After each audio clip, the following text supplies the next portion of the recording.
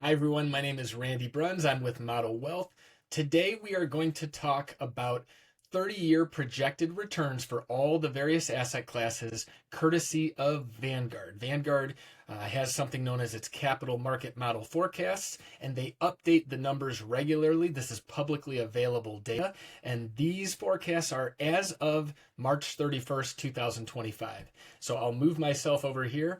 Here are all the asset classes that should comprise a diversified allocation, and those include U.S. large stocks, U.S. small company stocks, foreign developed market stocks, foreign emerging market stocks, real estate stocks, bonds, and cash.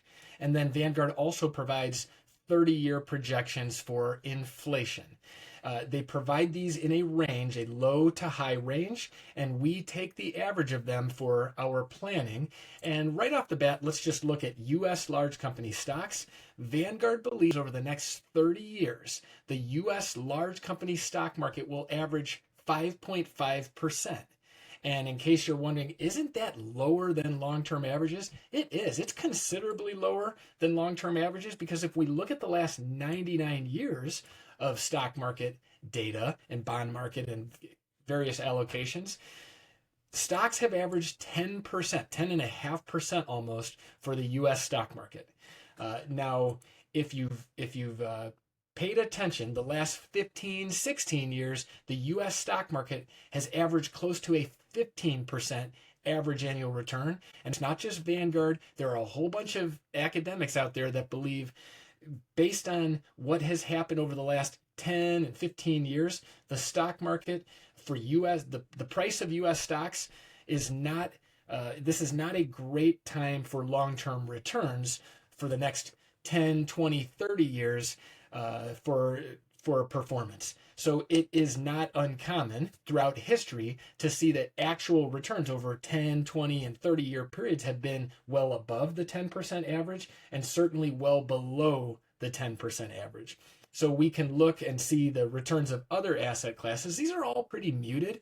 6.5 for small US stocks, 7.6 for foreign developed market stocks, 6.2 for emerging market stocks, 6 for real estate stocks. Now these next two categories are a lot closer to their long-term averages.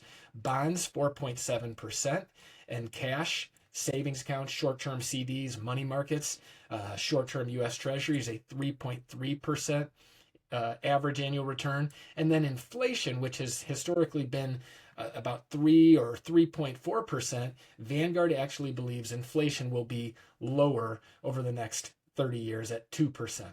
But let's just look back at foreign developed market stocks. These are where Vanguard believes you'll get the largest long-term average annual return over the next 30 years. That 7.6% average, though, will not be a constant 7.6, 7.6, 7.6, 7.6 every single calendar year. The actual returns over short periods of time will deviate above and below the long-term average. And that is not uncommon throughout history. The best way to measure how much an actual short-term return will deviate above and below its long-term average is measured by a concept known as standard deviation. And the larger the standard deviation, the bigger the swings above and below long-term averages. The smaller the standard deviation, the more tight the short-term returns will fall within or with relative to the long-term average annual return. So let's just look at two asset classes. Cash, which is a very conservative asset class, that's a standard deviation of 1.6. So that would be a much smoother ride. The wildest asset class, historically speaking, is emerging market stocks. And there you see a standard deviation of almost 30. That is a very wild, a bouncy investment asset class.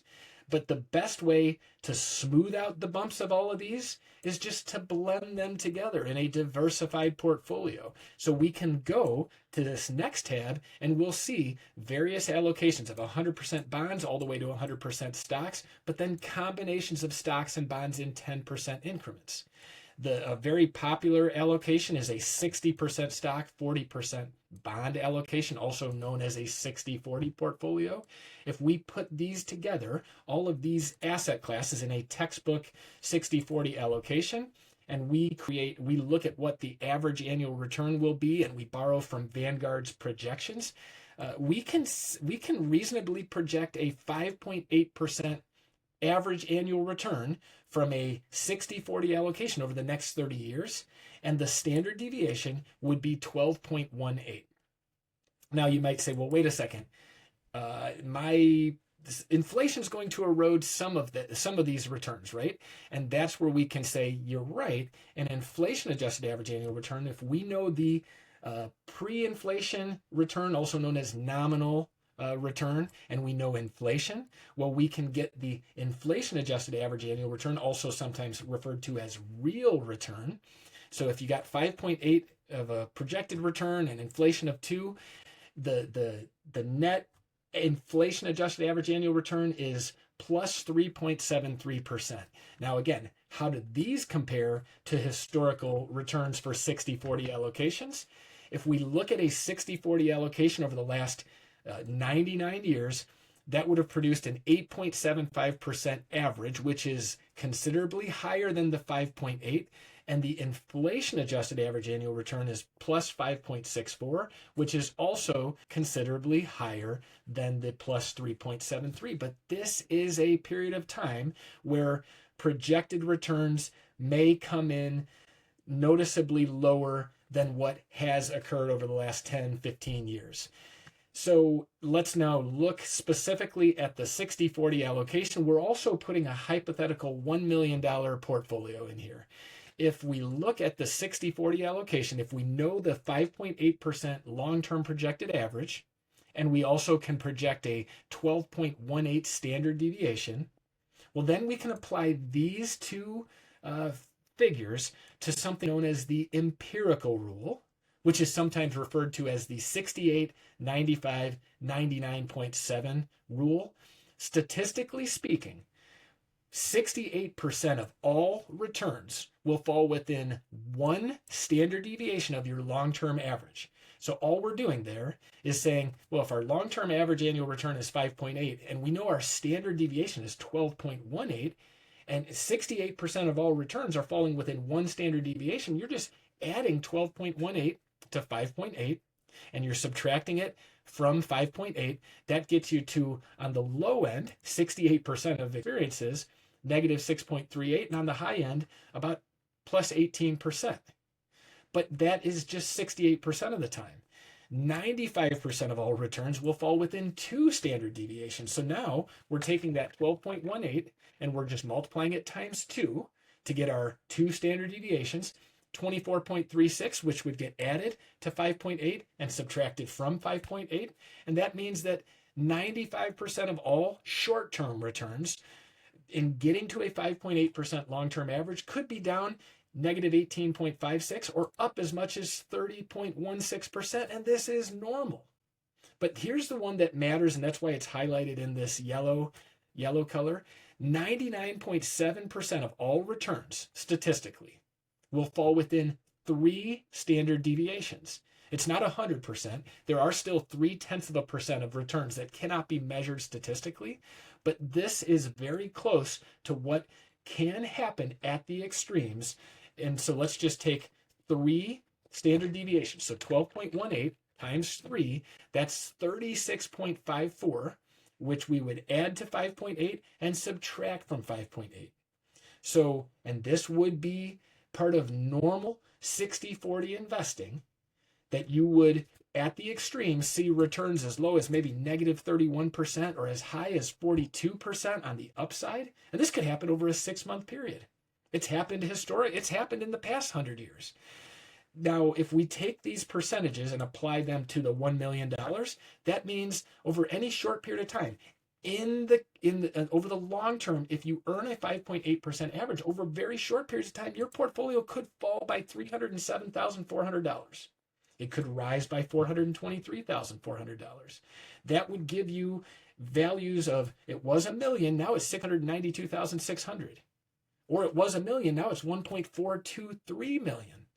And you should not get any more excited about this gain, because it's all part of the ride, then you should panic when it falls, if it does fall to $692,000. It's, interestingly enough, it's when the market feels risky is when risk has evaporated from markets. And when everybody's partying, that's when markets are the most risky. If you want to think historically speaking, the roaring 20s set up the Great Depression.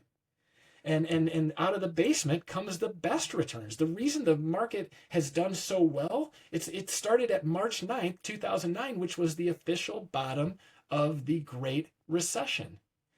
And so you can make mistakes if you want if the market falls big and you say, oh shoot, I got to get more conservative. Be very careful with that. And if the market's up big and you say, oh, you know what, we should increase our exposure to stocks, that can be dangerous. And one last thing on this is if the biggest returns come out of the basement, which they do, if the market goes up 15% and you miss it and you just think, oh, you know what, I'm gonna make back in now. I just missed that 15% bounce. Well, now that 15% that you missed is not there to compound for the future. So not only do you miss that first 15%, but you will always have 15% less value in your portfolio because you got out and got back in.